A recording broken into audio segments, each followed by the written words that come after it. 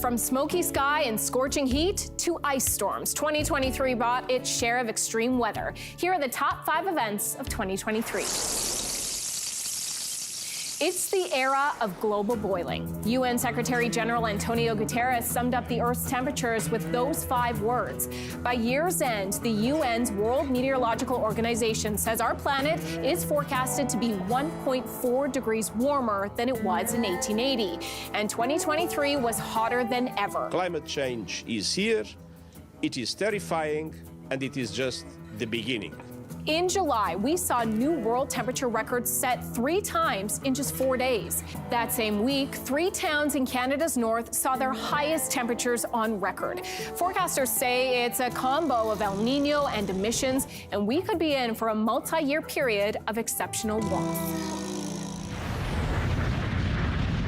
On Canada Day, an EF4 tornado hit Didsbury with winds of 275 kilometers an hour. It stayed on the ground for more than 15 kilometers. 5 homes were destroyed, several others damaged. 25 cows and 20 chickens died, and 1 person was hurt. Since 1902, there have only been 21 tornadoes with damage at EF4 or higher reported in Canada. 1 tornado is scary enough. How about 10? June 14th, severe weather hit central Alberta. At 2:30 p.m., the tornado outbreak started, and in a span of just 3.5 hours, 10 tornadoes formed between Iron Springs and Vermilion, Alberta. All twisters were EF0, meaning they caused minimal damage. The Northern Tornadoes Project estimates there were 80 tornadoes in 2023, the lowest number since 2019. Spring storms in Canada can be particularly nasty, especially when they bring freezing rain. On April 5th, the Colorado low hit Ontario and Quebec, bringing between 10 to 15 millimeters of ice accretion or buildup. And the storms were loud, booming with thunder and lightning. At the peak of the storm, upwards of 1 million homes lost power. The freezing rain and subsequent ice created a nightmare on the roads and shut down Ottawa's light rail transit.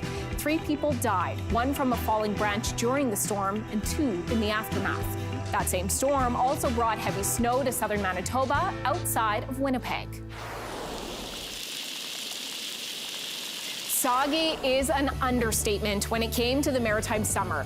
The 3rd weekend of July saw the heaviest rain in 50 years in Nova Scotia. 250 millimeters fell in just 2 days, July 21st and 22nd, triggering floods, washing away roads, destroying at least 6 bridges and damaging buildings.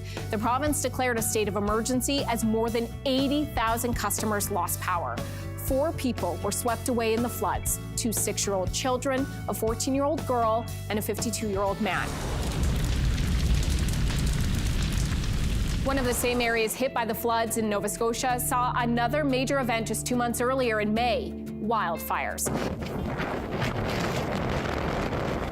2023 is Canada's worst wildfire season on record, with more than 18.4 million hectares of land burned. Typically, that number is closer to 2.5 million hectares. The total number of fires isn't unusual, just 6,623, but their intensity is. In June, the Donny Creek wildfire in northern BC was larger than PEI. At the same time, Toronto's air quality tanked, making it the worst in the world. In mid-August, Yellowknife was evacuated. That same week, West Kelowna issued a state of emergency. In total, 200,000 Canadians received evacuation orders, and even those far away couldn't breathe easy. Smoke blanketed the U.S., drifting as far away as Norway, Portugal, France, and the UK. Officials say continued drought and rising temperatures makes Canada's landscape that much more vulnerable to fires like these. And those are your top 5 weather stories of the year. Hey, thanks for watching. If you liked this, be sure to subscribe here, or you can check out more Your Morning videos right here.